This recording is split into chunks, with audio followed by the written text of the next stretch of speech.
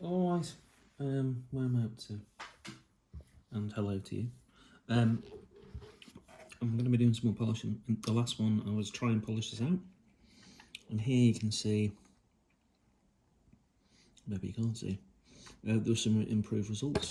Get rid of some of the scratches, as I had my own by bashing the body into a drill on the left hand side of the camera. Also, I'm going to be coming to try and fill in those little divots. So that's where I sanded out a scratch. But here, specifically here, like the scratch seems to have come back, God knows how, and it appears to have appeared on top of a bit of lacquer that I've applied. So some kind of demonic possession clearly in the cause there. But I'm going to try and polishing this a little bit and see if I can get it like even finer. So there's brush marks here, for example, and across here and above the main scratch, and around here where I have filled in a bit of the paint loss, and then I'll apply a little bit of the thin super glue. So I'm going to try and do that. I'm using this sponge cloth again. It's like a brand that I just bought, Sponge, and I'm going to be trying this cutting compound and this metal polish. I'm trying them alternately because I've got sandpaper soaking, but that's supposed to soak for a long time before you use it, and that's at very high grits, 5,000 grit plus. So let's go for this.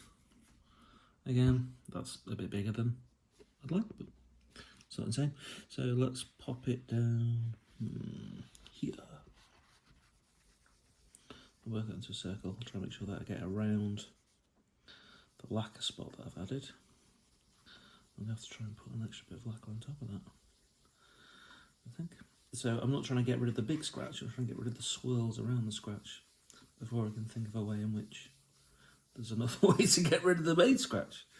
Who knows? It's been there a long time. It was originally put there when I put the guitar in a vise to drill. In this side, there's an entrance point here now in the side of the guitar body for where my GK pickup is going to go.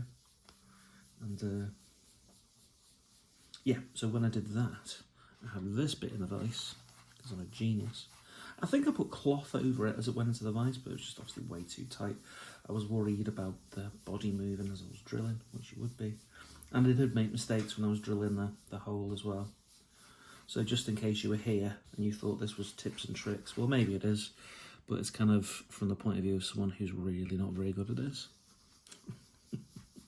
I'm just documenting the process as much as anything, to remind myself on my deathbed when I say, what did I do to waste my life? I'll have documentary evidence. I'm faffing around with something. Or I'll get better at it, you know, either or. So I'm pressing in quite a bit. I'm pressing quite heavy with this finger. Even pushing with the second finger to go and try and get the compound to really get into it. What's interesting about this compound is after a while it becomes really slippy and easy to move. So at first you feel it cutting, and it feels like quite thick, almost like toothpaste. And then after a little bit, it starts to get a bit slippery and easier to move. That's a point. Could have tried toothpaste. That's got a bleaching agent. No, that would be terrible. That'd be a terrible, terrible idea, wouldn't it? I remember being told at school that toothpaste could remove spots, but I never tried it. I did see some girls at school trying to do that. Right.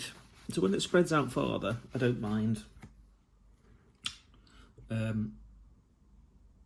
Unless by using this constantly, I'm just going to wear away all the lacquer, which might be the case.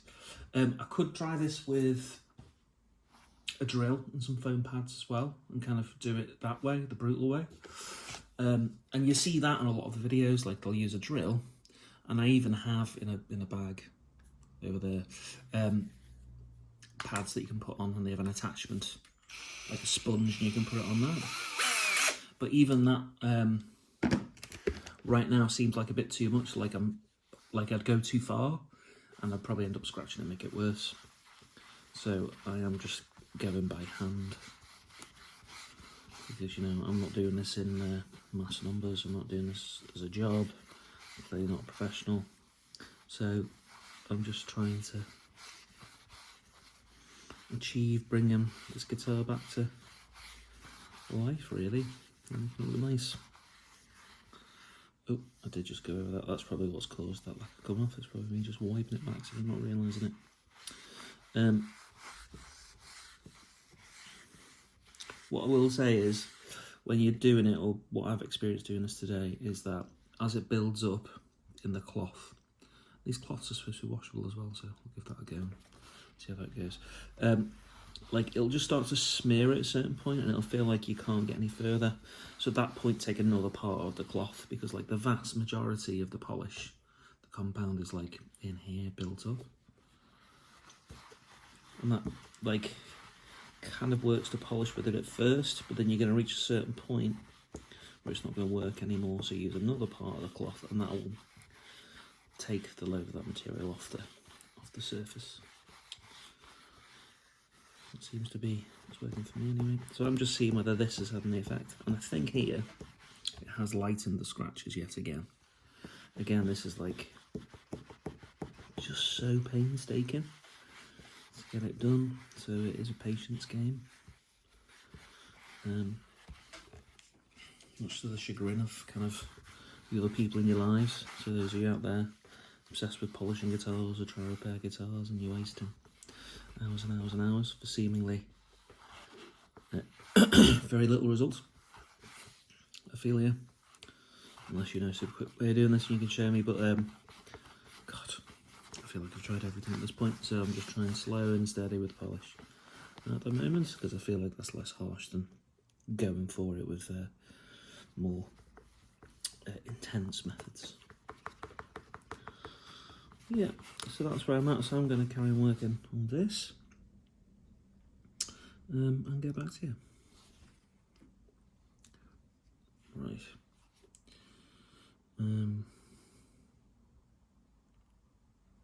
Yeah, so I'm going to work here. I might have to apply some more stuff here. And then I think when I've addressed the scratches in that region a little bit, I'm going to do my first experiment with a razor blade. Try to scrape this off again.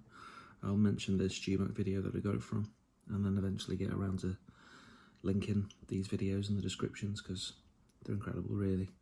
It's like a free guitar repair college.